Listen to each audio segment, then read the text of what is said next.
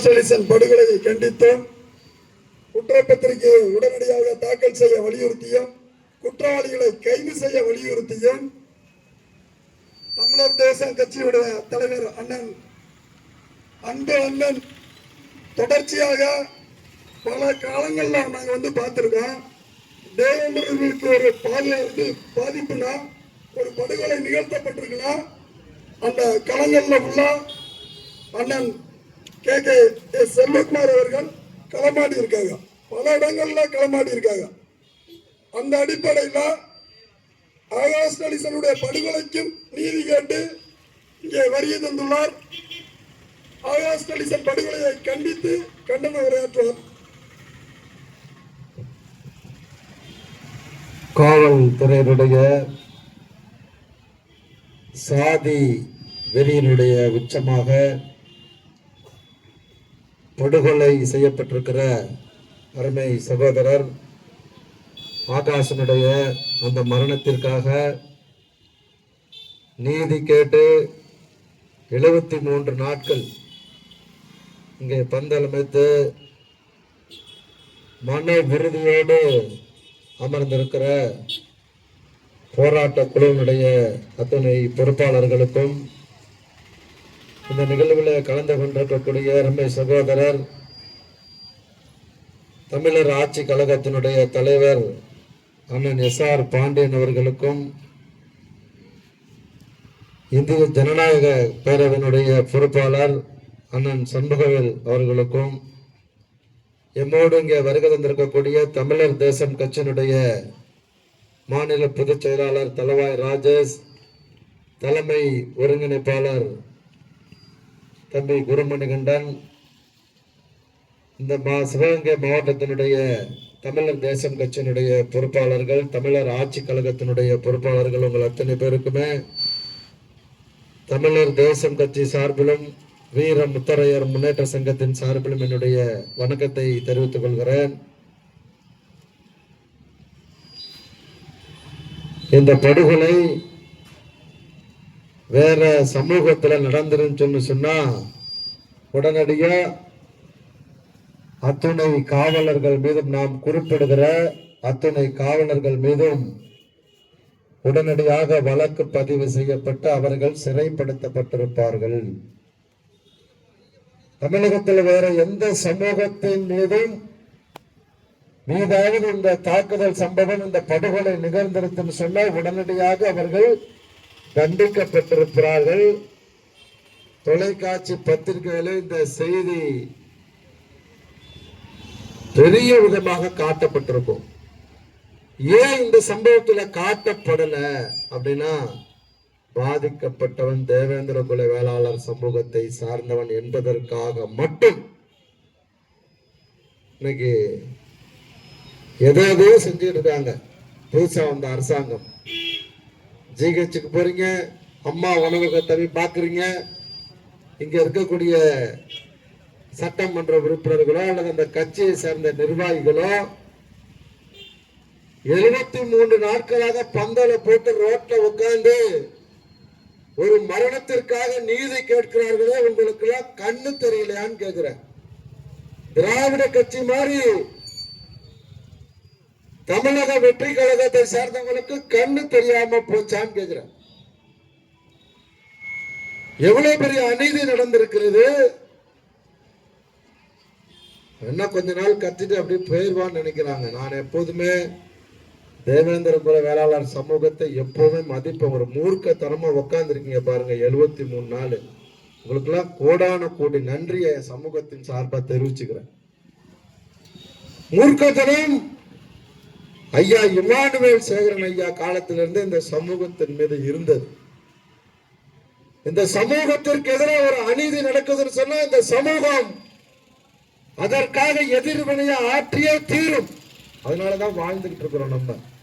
நம்ம கிட்ட தொலைக்காட்சி கிடையாது, அச்சு ஊடகம் கிடையாது, நமக்கு சமூகத்தை சேர்ந்தவன் பெரிய அரசியல்வாதி கிடையாது. 2 சமூகத்துக்கு அதான் நிலைமை. முத்தரையர் சமூகத்துக்கு அதான் நிலைமை, தேவேந்திர குல வேளாளர் சமூகத்துக்கு அதான் நிலைமை. நமக்குன்னு பத்திரிகை இருக்கு, தொலைக்காட்சி இருக்குன்னு சொன்னா உடனடியா டெய்லி இதை போட்டுக்கிட்டே இருந்திருக்கலாம்.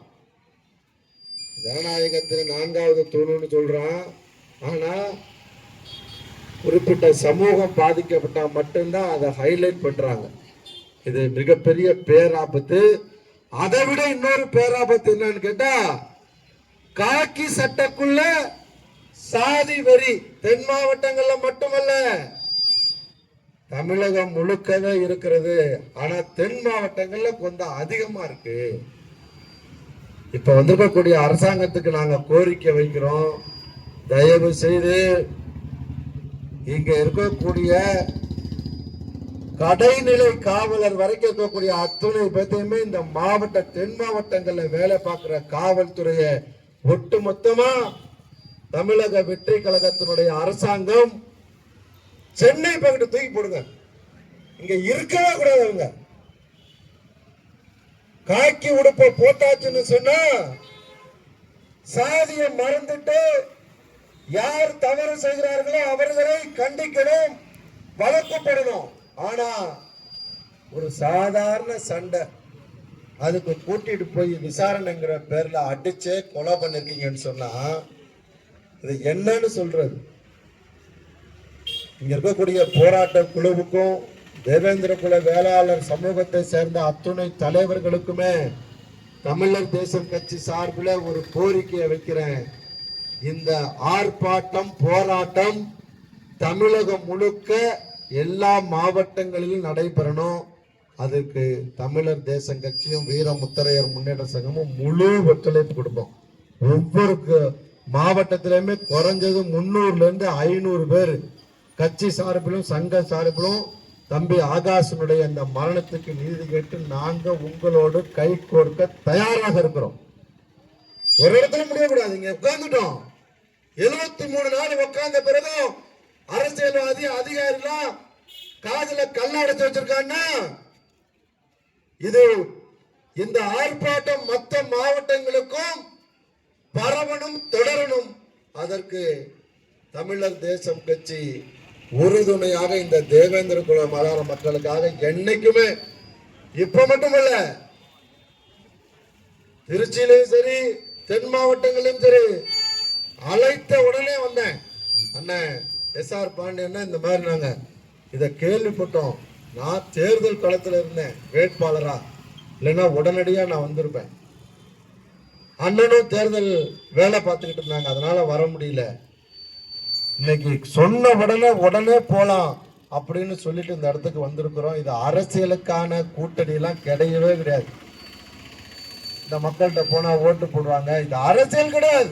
ஒரு ஆத்மார்த்தமான நட்பு, ஆத்மார்த்தமான உறவு எங்களுக்கும் தேவேந்திர குல வேளாளர் சமூகத்துக்கும் இருக்கு. அது என்றைக்குமே தொடரும். அதனால அவங்கள தொட்டா அவங்க மட்டும் வருவாங்கன்னு காவல்துறை, தமிழகத்தில் இருக்கக்கூடிய காவல்துறை நினைக்காதீங்க.